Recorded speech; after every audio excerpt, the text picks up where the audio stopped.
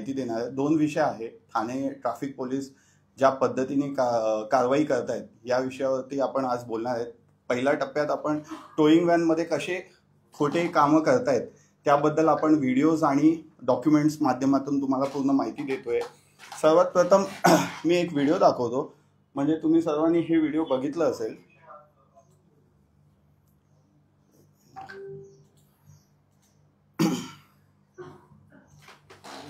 Sorry,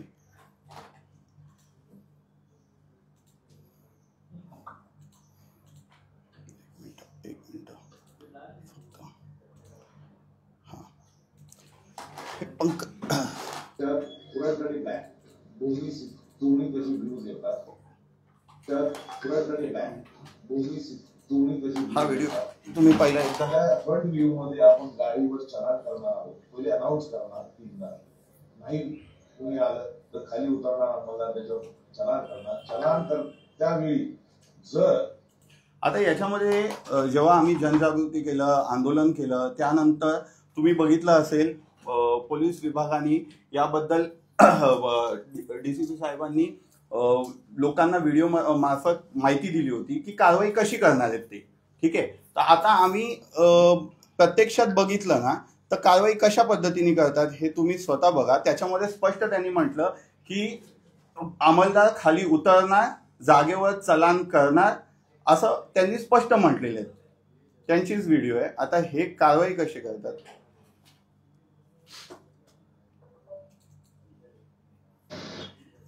तर पुरातनी bank दोन्ही कशी व्ह्यूज येतात।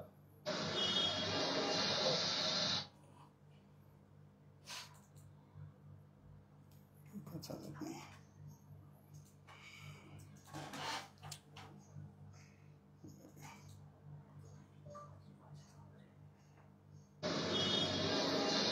हे बघा कारवाई कशी करतात।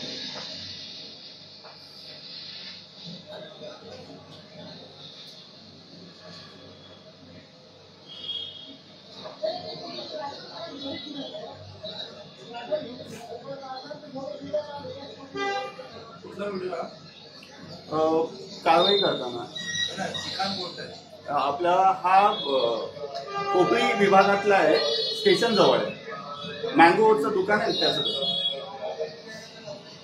साहेब, जागेवर फोटो काढायचं होतं ना, गाडी उचलताना जागेवर फाईन करायचं असं म्हटलेलं आहे। नाही माहिती नाहीये, जागेवर फाईन करायचं असं डीसीपीने म्हटलं होतं ना। तिथून ते गाडी उचलून घेऊन येत आहे, तुम्ही गाडीमधून उतरलेच नाही, तुम्ही गाडीवरून उतरलेच नाही। ठीक आहे,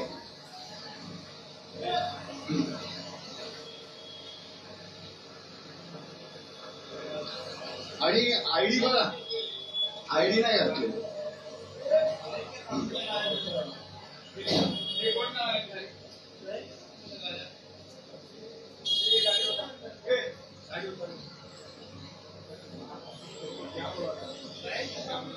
त्यानंतर आमच्या समोर दाखवण्याकरता फक्त त्यांना शिवीगाळ केलं आणि परत गाडी सोडली त्यांनी। म्हणजे अशाच बोगल कारभार त्यांचा चालू आहे प्रत्येक ठिकाणी। ज्या पद्धतीने त्यांनी आपल्याला सांगितलं होतं कारवाई करणार आहे, तशी काही कारवाई ते करत नाहीये।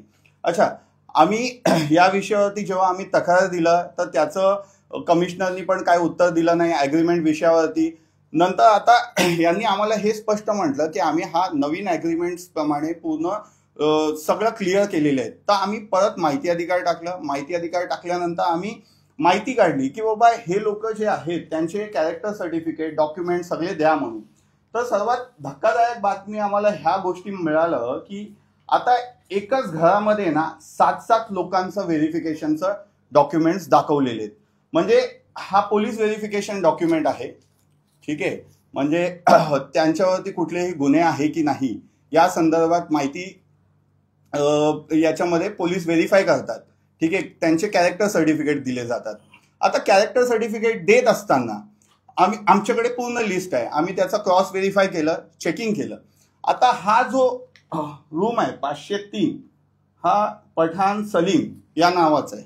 ठीक आहे, ॲड्रेस बघा, याच्यामध्ये जे ॲड्रेस आहे त्या या ठिकाणाचा ॲड्रेस आहे, म्हणजे जिथे ते सोसायटी आहे, त्या सोसायटीमध्ये, आणि हा फ्लॅट नंबर आहे 503, हा गणेश निषाद यांचा आहे. हे गेल्या 15 वर्षापासून यांचे दोन्हीही फ्लॅट यांचेच आहेत. हे निषाद परिवार आहेत ना, त्यांचे फ्लॅट आहेत. आता या फ्लॅटमधून एक फ्लॅट ते वापरतात आणि दुसऱ्याचं इंटरनल कनेक्ट केल्यानंतर त्यांनी एक दरवाजा बंद ठेवलेले आहेत. तर तिथे जे लॉक ठेवलेत ना, त्या ॲड्रेसवरती याचं फेक सर्टिफिकेट त्यांनी बनवलेलं आहे. हा एक आहे. असं कोपरीत आपण बघितलं तर हा कोपरी विभागातला डॉक्युमेंट्स आम्ही काढलं तर कोपरी विभागामध्ये जेवढे 5 लोक कामाला आहेत त्यांचे एकच ॲड्रेसवरती आहे आणि तो ॲड्रेस इनकम्प्लीट आहे. त्या ॲड्रेसमध्ये असं म्हटलेलं आहे बिहाइंड कोपरी कॉलनी, आणि फक्त तेवढंच कोपरी. आणि दुसरं हे आहे कासरवडवलीचं. कासरवडवलीमध्ये आम्ही डॉक्युमेंट व्हेरीफाय केलं. या ॲड्रेसमध्ये 8 लोकांचं सेम ॲड्रेसवरती व्हेरिफिकेशन केलेले. आता एका घरामध्ये 5 लोक 4 लोक राहत असतील समजा, आपण असं गृहीत धरू, तर त्यांचे व्हेरिफिकेशन म्हणजे उद्या मी इथे 5 लोक आले तर त्यांचे रेंट ॲग्रीमेंट, आधार कार्ड, या सगळ्या गोष्टी व्हेरीफाय केल्यानंतर आधार कार्डचं हिशोबाने त्यांना व्हेरिफिकेशन डॉक्युमेंट दिलं पाहिजे. आणि फक्त हे 8 लोकांचं नाही, कौसामध्ये आम्ही बघितलं, कौसामध्ये एकाच रूममध्ये 8 लोकांचं, हे 8 लोक आहेत ना, त्यांचे 8 लोकांच्या एकच ॲड्रेसवरती दिलेले आहेत कौसा. आता कासरवडवली, कौसा, कोपरीमध्ये आणि काय काय ॲड्रेस असे आहेत ना इनकम्प्लीट ॲड्रेस आहे. कुठलं तरी मित्रमंडळचं नाव दिलेलं आहे, लोकमान्य नगर, ठाणे, एवढंच. असं व्हेरिफिकेशनचं डॉक्युमेंट्स दिलेले आहेत. म्हणजे हे सगळे बोगस बनवलेले आहेत. एक तर खरोखर ते त्या जागी राहत नाही याचं आम्ही गॅरंटी, म्हणजे आम्ही क्रॉस व्हेरीफाय केलं. त्या घरात जाऊन तुम्ही विचारू शकता, ज्यांचं आम्ही आता डॉक्युमेंट दाखवलेलं आहे ना, तुम्ही जाऊन त्यांना विचारा. ते गेल्या 15 वर्षापासून सलीम नावाचा हा माणूस तिथे कधीही राहिलेला नाहीये. ठीक आहे. त्याचबरोबर त्याच बिल्डिंगमध्ये हा 505 मध्ये विवेक राजेश म्हणून आहे, तो राहतो, त्याचा स्वतःचं घर आहे. आणि पण त्याच्याच घरामध्ये त्यांनी दुसऱ्यांचं पण डॉक्युमेंट बनवून दिलं. त्याचे फॅमिली राहतात. हा लाड नावाचा माणूस आहे, लाड समीर संतोष, आणि तो तिथे जातो असं दाखवलेलं आहे. एवढे खोटे डॉक्युमेंट्स बनवलेत. ठीक आहे, असं होऊ शकतं की बाबा, पण काही राजभर फॅमिलीचे लोक आहेत, काही मुस्लिम्स आहेत, हे वेगवेगळे कास्ट रिलिजनवाले एकच रूममध्ये आहे. म्हणजे सरळ सरळ हे एवढं क्लिअर दिसून येतं, हे पूर्ण डॉक्युमेंट्स फेक, व्हेरिफिकेशनच फेक केलेले आहेत. आता व्हेरिफिकेशन का फेक केलेले आहेत? एकतर यांच्यावरती काहीतरी गुन्हे असणार, किंवा हे बाहेरून आले असतील, त्यांचे काही पुरावे नाहीत, म्हणजे त्यांचे बॅकग्राऊंड व्हेरिफिकेशनच तुम्हाला करता येणार नाहीये. ठीक आहे. आता एका रूममध्ये ते कासरवडवलीमध्ये आम्ही गेल्यानंतर त्या एक टोईंग मालक आहे, त्याच्या घराचा ॲड्रेस आहे, तो बोलतो इथे जातो. आता तो काय करू शकतो, त्याचे 3-4 रूम्स आहेत तर तिथे दाखवू शकतो तो. पण पोलिसांनी कशी काय ते व्हेरीफाय केलंय? 8 लोक. अच्छा, पंकज सिरसाटनी काय म्हटलं, मी प्रत्येक गोष्ट डॉक्युमेंट क्लिअर बघून सगळ्या गोष्टी तुम्हाला क्लिअर करून या टायमाला चालू करतोय असं. तर यांना दिसलं नाही, एकच याच्यामध्ये सेम ॲड्रेस आहे, रूम नंबर पण चेंज केलेले नाही आहेत, आणि बाकी बघितलं तर त्यांच्या ॲड्रेस अर्धवट आहे. तर अशा खोट्या पोलीस व्हेरिफिकेशनचं डॉक्युमेंट त्यांनी बनवलेले आहेत. तर याच्यापेक्षा काय पुरावा पाहिजे?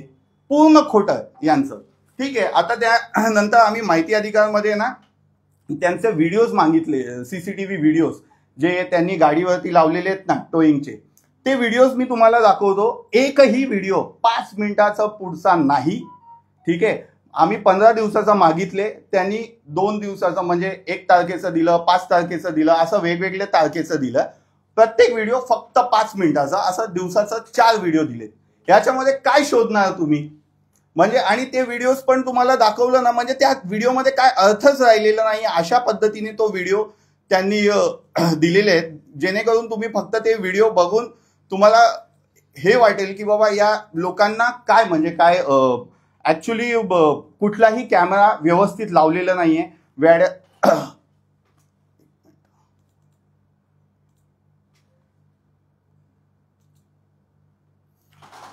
आता याच विषयावरती व्हिडिओज मी आता एकदा दाखवतो. हे व्हिडिओज म्हणजे काही दाखवण्यासारखं नाहीये, म्हणजे त्याच्यात काही तुम्ही हे टोईंगचे डेटा आहे, हे डेटा ऑनलाईन डेटा त्यांनी हे सगळं माहिती मला त्यांनी स्वतः पेनड्राईव्ह मध्ये दिलेले आहे.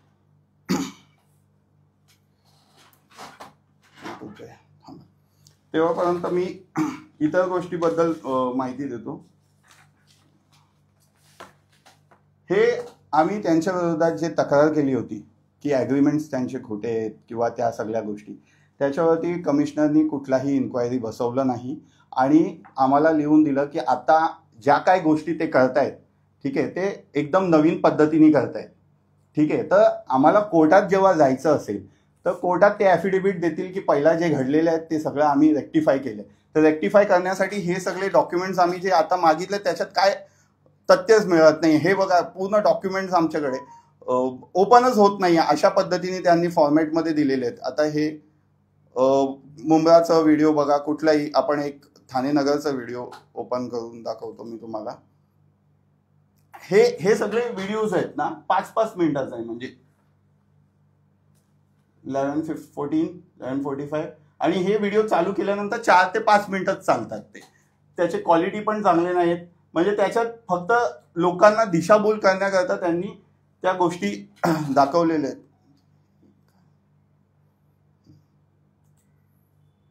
हे कॅमेरा क्वालिटी आहे त्यांची, हे असेच आहे, असेच चालतात स्लो. मी रॅन्डमली तुमच्या समोर कुठलाही व्हिडिओ ओपन केलेला आहे, असं नाही की स्पेसिफिक याच व्हिडिओवरती. हे व्हिडिओ आहे, हे व्हिडिओ एव्हिडन्स म्हणून आपल्याला देणार आहेत.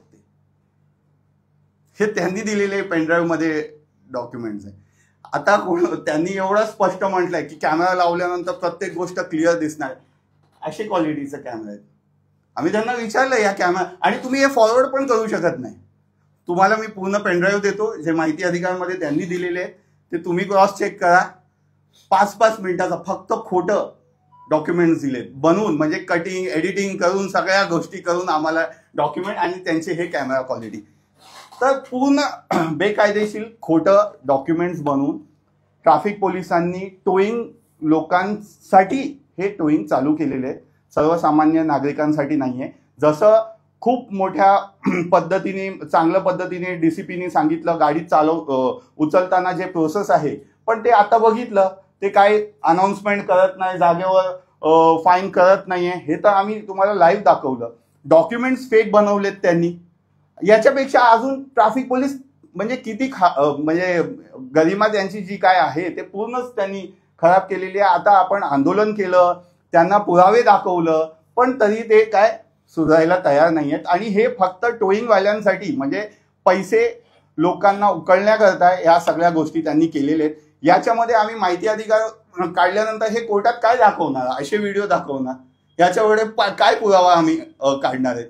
आमचे पुरावे ते मान्य करत नाही, जे आम्ही व्हिडिओ करून घेतलं त्यांचे CCTV फुटेज असे आहेत. आता तुमच्यासमोर आपण काढलेले आहेत हे व्हिडिओ.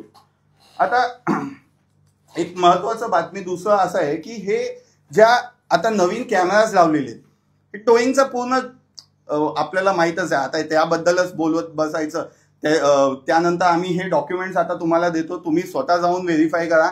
जे पोरं तिथे कामाला आहेत त्यांचे ID काय आहे आणि ते तिथे राहत आहेत की नाही, या सगळ्या गोष्टी मी तुम्हाला प्रोव्हाइड करणार आहे. आता जे नवीन कॅमेराज लावलेले आहेत, ठीक आहे, तर आपल्याला काय म्हटलं की कॅमेरा अशा पद्धतीने आहे की त्याच्यामध्ये काही चूक होणार नाहीये, त्याच्यामध्ये प्रॉपर वेमध्ये तुमचं पूर्ण फोटोज आणि हे करणार आहेत. तर ते आम्ही डॉक्युमेंट्स दाखवतो. हे बघा, आता हा जो रिक्षा आहे, हा रिक्षा या पट्टीचा मागे झेब्रा क्रॉसिंग आहे ना, त्याचा मागे, तरीही इथे या रिक्षाला फाईन मारण्यात आलेला आहे. हा फाईनचं कॉपी मी तुम्हाला दाखवतो. फाईन आहे, या रिक्षाला मारलेलं आहे आणि हे त्यांनी एव्हिडन्स म्हणून दाखवलं. म्हणजे या अँगलमध्ये बघितलं तर थोडंच आहे, पण दुसरा प्रॉपर झूम आउट करून बघितलं तर याच्यात क्लिअर दिसतोय ना. तर हे बोलल्यानंतर सुद्धा त्यांनी काय फाईन त्यांचा रेक्टिफाय नाही केलं. आता हे कॅमेरा जे लावलेत ना, तो ऑटोमेटेड आहे, फक्त ते झूम इन झूम आउट करून त्यांना मिळतात. पण त्यांच्याकडे चॉईस आहे फाईन मारायची की नाही. म्हणजे उद्या त्यांचा कुठला पोलीस अधिकारी, त्यांच्या नातेवाईक किंवा कोणी, म्हणजे VIP कल्चर जसं आहे त्या पद्धतीने कोण असेल तर त्यांना ते फाईन मारणार नाही. ऑटोमेटेड नाहीये. तिथे जे बसलेले आहेत ना ते डिसाईड करतील की कोणाला फाईन लावायचंय की नाही लावायचंय. आता सर्वात इम्पॉर्टंट काय माहितीये का, हे आपण सगळ्यांनी बघितलं, जनजागृती ज्या दिवशी केलं होतं ना त्या दिवशीच आहे. एका बाजूला हे जनजागृती करतायत, लोकांना थोडा टाइम तरी दिला पाहिजे. आता आम्ही याच गोष्टीवरती म्हणजे इथं जे कॅमेरा लावलेले आहेत त्या संदर्भात आम्ही जनजागृती करणार होतो. त्या संदर्भात आम्ही ट्रॅफिक पोलिसांना आहे ना पत्र दिलं होतं. ठीक आहे, हे 8 तारखेला पत्र दिलं होतं की आम्ही जनजागृती करणार आहेत. त्यानंतर आम्ही परत एकदा पत्र दिलं, त्याच्यामध्ये आम्ही स्पष्ट म्हटलं की ट्रॅफिक पोलीस त्यांचे कामं करत नाहीये, त्या संदर्भात आम्ही जनजागृती सुरुवात करणार आहे. जसं आम्ही पत्र दिलं दुसऱ्या दिवशी डीसीपी साहेबांनी तिथे येऊन सगळ्यांना जनजागृतीचा विषय मांडलाय. आमच्याकडे पुरावे आहेत की आम्ही करणार होतो, विषय मांडणार होतो. आता कॅमेरा कधीपासून चालू झालाय? 1 तारखेपासून. जनजागृती कधी करायला पाहिजे होतं? 8-10 दिवसानंतर. तर आम्ही आमची जी टीम आहे ज्या पद्धतीने आम्ही पुढे जे काही लिगली काम करत असतो ना, तर त्याच्यामध्ये काही त्यांना अडथळा होऊ नये म्हणून त्या सगळ्या गोष्टी नवीन नवीन करायला प्रयत्न करतायत.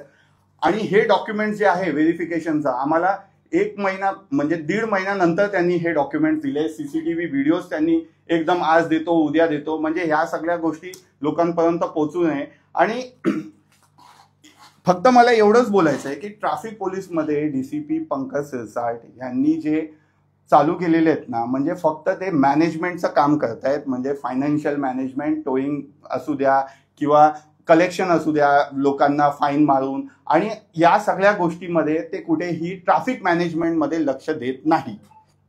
ठीक आहे, इतक्या पद्धती म्हणजे हे सगळे पुरावे दाखवल्यानंतर पण ते काय कारवाई करणार नाही आम्हाला माहिती आहे. पण आता ह्या सगळे डॉक्युमेंट्स घेऊन पुढे काय करता येईल लिगली ते आम्ही करणार आहेत. या सगळ्या डॉक्युमेंट्स मी तुम्हाला PDF मध्ये आणि माझं फेसबुकमध्ये अपलोड करणार आहेत. तर ठाण्यामध्ये जे कोण आहेत त्यांनी ते व्हेरीफाय करा की तुमच्या विभागामध्ये कासरवडवलीमध्ये हे पोरं राहतात का. लोकांनी कंप्लेंट करावं, कारण खोटे डॉक्युमेंट्स आहे. आणि एकाचं तर असं आहे की त्याच्यावरती केस आहे, ते डॉक्युमेंट्स आम्ही आता काढतोय तरीही तो तिथे बसून कलेक्शन करतोय. म्हणून मी आज त्याचं नाव घेत नाहीये. जसं आमच्याकडे पुरावे आल्यानंतर आम्ही सुद्धा त्या म्हणजे ह्या सगळ्या, आणि राजभर फॅमिली म्हणजे हे लिस्टमध्ये ना कमीत कमी 15 ते 20 लोक एकच फॅमिलीचे आहेत. म्हणजे गावावरून ते आलेत आणि फक्त हेच टोईंगचे कामं करतात. त्यांचे डॉक्युमेंट्स काहीच नाही, फक्त एकच रूमचं डॉक्युमेंट त्यांनी दिलेले आहेत. आता पुढच्या 1-2 दिवसात आम्ही जागेवर जाऊन अजून आमच्याकडे एव्हिडन्स आहे. म्हणजे आज एका पत्रकार परिषदमध्ये किंवा एका व्हिडिओजमध्ये हे पूर्ण आपण कोणालाही माहिती देऊ शकत नाही.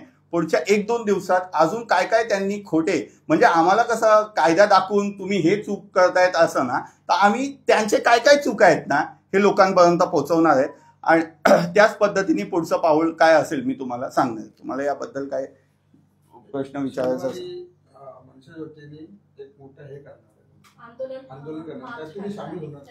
हो, आमचे जेवढे मित्र आहेत किंवा आमचे टीम आहे ना त्यांच्याशी आम्ही चर्चा केली. तर हे फक्त मनसे हा पक्षाचं नावाने जर असेल तरी काय आम्हाला काय नाही, कारण आम्ही त्या मुद्द्यावरती आम्ही जाणार आहे ज्या मुद्द्यासाठी ते आंदोलन करतायत. आणि त्या याच्यामध्ये आमची भूमिका स्पष्ट आहे की पोलिसांनी कायद्यात हे करावं, कायदा ज्या पद्धतीने त्यांना हे करायचंय, पण फक्त एका बाजूला म्हणजे आपल्यालाच फक्त कायद्याने सगळ्या गोष्टी ते सांगणार आणि स्वतः चुका करत जाणार. तर आम्ही प्रत्येक त्यांचे काय काय चूक आहेत जसं ते आमचे काढतात ना, म्हणजे की तुम्ही शिस्त हे करत नाहीये तुमचं. आता हे झेब्रा क्रॉसिंगचं काही ट्रॅफिक मॅनेजमेंटचं काही घेणं देणं आहे का? म्हणजे इथे फक्त लोकांना चालण्यासाठी फक्त त्रास होईल, पण ठाण्यामध्ये याच्यापेक्षा खूप मोठ्या प्रॉब्लेम्स आहेत. तर हा छोट्या गोष्टीमध्ये पण म्हणजे उद्या ना फुटपाथवरतून चालत असताना किंवा कोणीतरी थोडं हे अशा छोट्या छोट्या गोष्टीमध्ये ना लोकांना त्रास द्यायला ही सिस्टम चालू करणार आहे.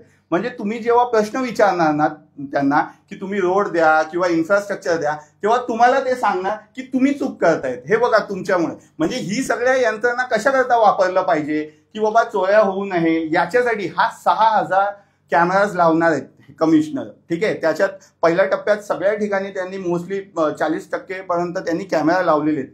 प्रामुख्याने लॉ अँड ऑर्डरसाठी हे कॅमेरा आहे.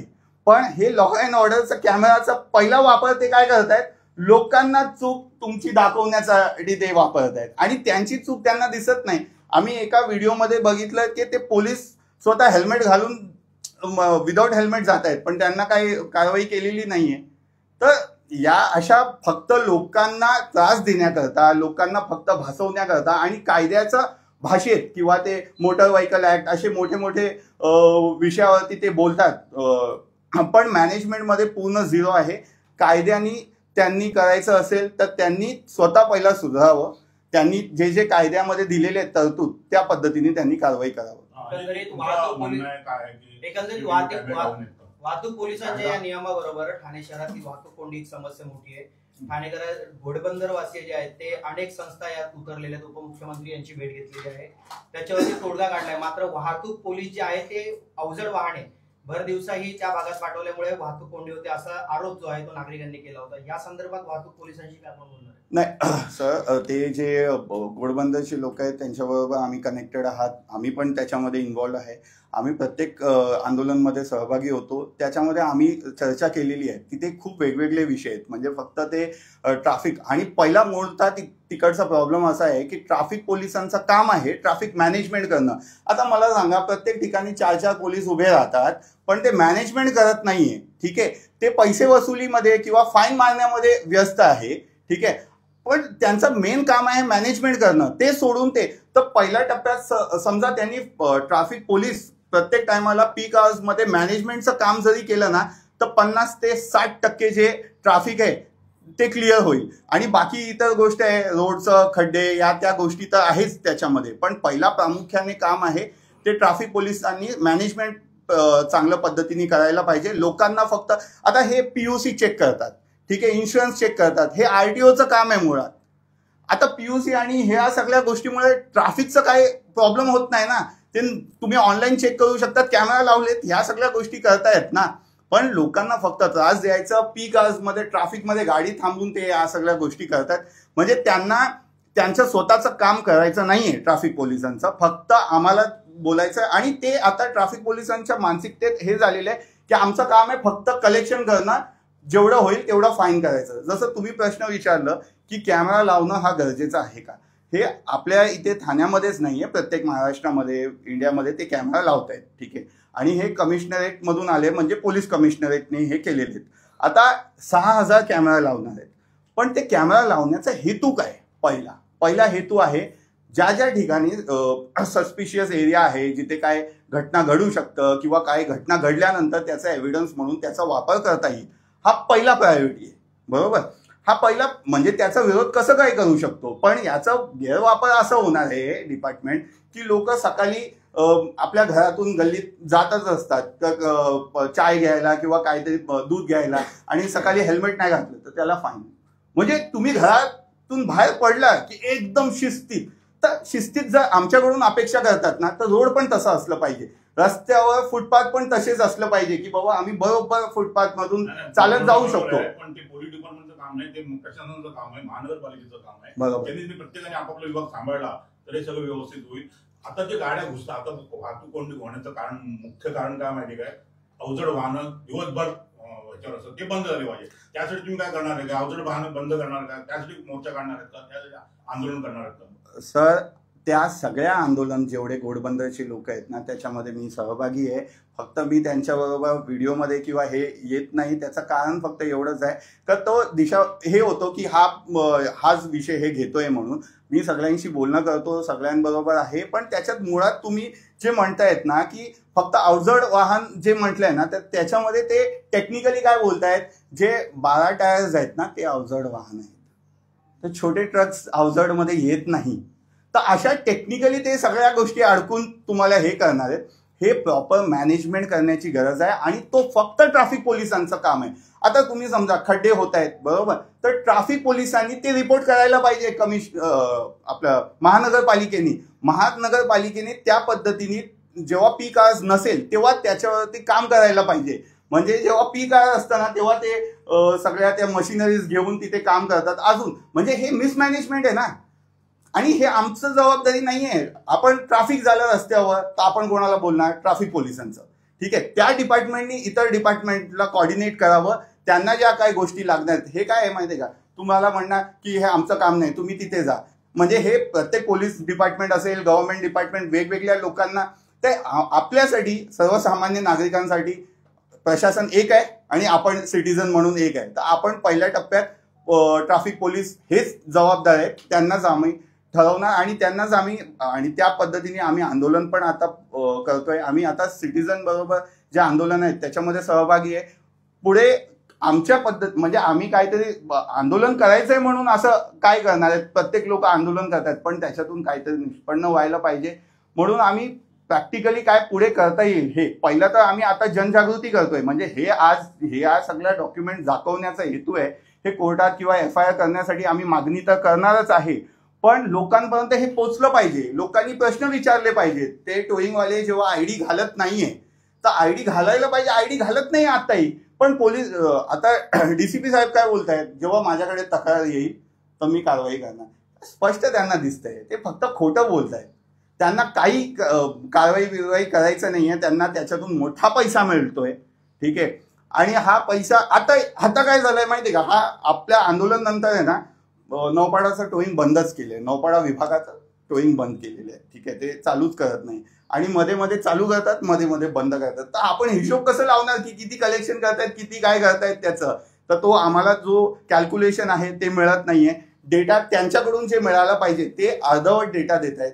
तर आपल्याला तो आता जो करप्शनचा पार्ट आहे ते सुधारले काय माहिती का सिस्टम मध्ये की आम्हाला काय इन्फॉर्मेशन मिळू नये या पद्धतीने त्यांनी त्यांचं सिस्टम बनवलेले आहेत. तर लोकांनी जागरूक व्हायला पाहिजे. तुमच्या जागेवर फाईन होत नसेल तर लगेच आता या गाडीचं कारवाई करायला पाहिजे DCPने आणि प्रत्येक ठिकाणी असेच without announcement without fine direct गाडी उचलले जात आहेत. हे सर्वांना माहिती आहे. कर्मचारी गाडी उचलतात ते नशेमध्ये देखील पाहायला मिळतात. म्हणजे नशा करताना पाहायला मिळतात कर्मचारी गाडी उचलणार. आता काय करणार आपण. मी आता काय झालं की या विषयावरती एवढं काम करत असताना मी तिथे गेलो तर सगळे पळून जातात. तर आम्ही कुठून व्हिडिओ काढणार किंवा आमच्या कोणाच्या मित्रांच्या गाडीत दिसलेत की ते भेटतच नाही. तर लोकांनी त्यांचे फोटोज आणि व्हिडिओज काढावं, आम्हाला पाठवा किंवा तुम्ही डायरेक्ट DCPला करा आणि कारवाई. आता DCPना ह्या एवढे एव्हिडन्स दिल्यानंतर पण ते कारवाई करत नाही तर आपण करणार काय त्याच्यावरती. म्हणजे आम्ही तर थकलोय पण आम्ही निराश होणार नाही आणि आम्ही हार मानणार नाही. आम्ही ही लढाई लढत राहणार आहे. आता 2 महिने 2.5 महिने या सगळ्या डॉक्युमेंट्स काढण्याकरता आम्हाला वेळ गेलेला आहे. म्हणून आमचं काय आंदोलन आम्ही अर्धवट सोडलेलं नाहीये किंवा त्याकरता आम्ही काय कमी पडलेलो नाहीये. आणि आता इन्क्वायरी बसायला पाहिजे कोणावरती, DCP वरती बसायला पाहिजे. आणि ज्या कमिशनरनी म्हणजे डेप्युटी कमिशनरचं डिपार्टमेंटमधून जे हे व्हेरिफिकेशन डॉक्युमेंट झालेले आहेत हे सगळे इन्व्हेस्टिगेशन याच्यामध्ये कोपरी विभागातला जो बीट टीम असेल ज्यांनी जाऊन तिथे व्हेरीफाय केलं असेल त्याच्यावरती पण त्यांनी पण खोटा रिपोर्ट दिलेले आहेत. जिथे लॉक आहे वर्तक मधला तरी त्यांनी त्या हे दिलेले आहेत. आता सर्वसामान्य नागरिक जेव्हा व्हेरिफिकेशनसाठी जाता तुम्हाला पोलीस काय काय डॉक्युमेंट्स नाही मागतात. यांचे डॉक्युमेंट्स काय असेल, फेक डॉक्युमेंट्स बनवून त्यांचे व्हेरिफिकेशन करतात. याच्यापेक्षा मोठा एव्हिडन्स जर कोणाला पाहिजे असेल तर आपल्याला अजून वाटत नाहीये. एकदम ब्लॅक अँड व्हाईट मध्ये आहेत की पूर्ण चोरीचा धंदा आहे हा.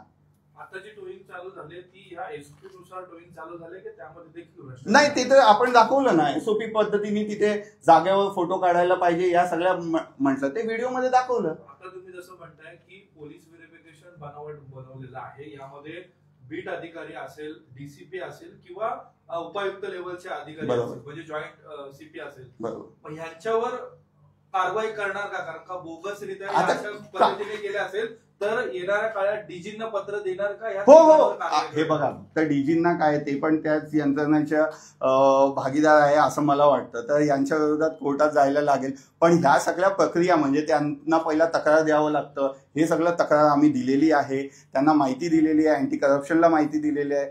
या सगळ्या प्रोसेस केल्यानंतर कोर्टातच पर्याय आहे. आणि कोर्टाचा प्रॉब्लेम असा आहे की वेळ कमी असतो म्हणजे 2-3 वर्ष या सगळ्या गोष्टीचं निकालासाठी जातात.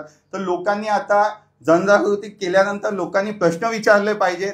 आणि हे जे आपल्याला स्वतःला असं हे समजून घेतले ना की बाबा काही करा आम्ही हे होणार नाही म्हणजे ऐकणार नाही लोकांचे. तर आता लोक रस्त्यावर उतरत आहेत, अजून उतरतील. कशा पद्धतीची जनजागृती आपण करणार? हा जनजागृतीमध्ये प्रत्येक गोष्ट ज्या कायद्या पद्धतीने त्यांनी कारवाई करायला पाहिजे ना त्या ठिकाणी जाऊन आम्ही व्हिडिओच्या मार्फत आता येत्या 2 दिवसात आम्ही प्रत्येक गोष्ट आणि कायद्याने आम्ही सांगणार, जसं ते आम्हाला सांगतायत ना तुम्ही हे चूक करू नका या गोष्टीचं, तसंच आम्ही त्या सगळ्या गोष्टी तुमच्यापर्यंत पोहोचवणार येत्या 2 दिवसात. पण ह्याच कायद्याची पायमल्ली हेच जे रक्षक आहेत कायद्याचे तेच करताय, पण ह्याकडे कसं बघता तुम्ही? आता दुर्दैवी काय बघणार याच्यामध्ये, म्हणजे एकदम लाज वाटायला लागलं. फक्त या टोईंगवाल्यांना वाचवण्याकरता किंवा यांच्यासाठी पूर्ण पोलीस यंत्रणा कामाला लागत असेल, म्हणजे फक्त ट्रॅफिकचा टोईंगचा हा विषय असेल ना, तर हा तर ट्रॅफिक म्हणजे मेन कमिशनरचं डिपार्टमेंटने हे दिलेले आहेत, तर त्याच्यावरती आपण काय बोलणार? म्हणजे आता काय बोलायचं शब्दच राहिलेला नाहीये आपल्याला. आपण यांच्या विरोधात लढाई लढत राहणार आणि रस्त्यावर लोक येतील तेव्हा हे सुधारतील. शेवटचा प्रश्न, तुम्ही मगाशी म्हणतात की ह्यामधलं मोठे पैसे जे आहेत या पोलीस अधिकाऱ्यांना मिळत असतील, तर गेले अनेक वर्ष तुम्ही या वाहतूक डिपार्टमेंट विरोधात रस्त्यावर आहात किंवा त्यांचे घोटाळे बाहेर काढतात, तर तुम्हाला अशी कधी ऑफर आली का? सर, प्रत्येक टायमाला ते पैसेचा ऑफर आम्ही या सगळ्या गोष्टी करतात, पण प्रॉब्लेम असा आहे ना की ते वाया कोणतरी आपले मित्र असतात किंवा कोणतरी राजकीय हे असतात, तर त्यांचे नावं त्याच्यामध्ये घ्यावं लागेल मला, ठीक आहे. आणि त्यानंतर काय, फक्त एका विषयावरती मला एवढे ऑफर आलेत किंवा या सगळ्या गोष्टी झालेत म्हणून मी दाखवण्याकरता माझी जी यंत्रणा आहे, जे लोक मला मदत करतायत ते पुढे मला मदत करणार नाहीये, म्हणून मी त्या गोष्टीबद्दल माहिती म्हणजे मीडियासमोर देत नाहीये. आणि कधी असं हो 100% आहे सर. ते महिन्यात 5 लाख रुपये आताही बोलतोय, एका ठिकाणी वरून नाहीये, 7-8 ठिकाणावरून त्यांनी म्हटलेलं आहे महिन्यात 4 ते 5 लाख रुपये ते देणार आहेत एका महिन्यात. म्हणजे कलेक्शन किती असेल, मला देत असतील तर पोलिसांना किती, किंवा ज्या आका असतील तर त्यांना किती पैसे मिळत असतील. आणि 5 लाख रुपये महिन्याला, म्हणजे हे 36 टोईंग व्हॅन आहे, तर त्यांना द्यायला पण काय कॅल्क्युलेशन वाईज काय मोठा नाही आहे, कारण तो करप्शन एका दिवसात 15 लाख रुपयाचं कलेक्शन आहे त्यांचं. कारण फक्त टोईंगचं कलेक्शन नाही आहे, प्रत्येक दुकानदारांकडून पण ते 2-2, 3-3 हजार रुपये घेत आहेत. ठीक आहे.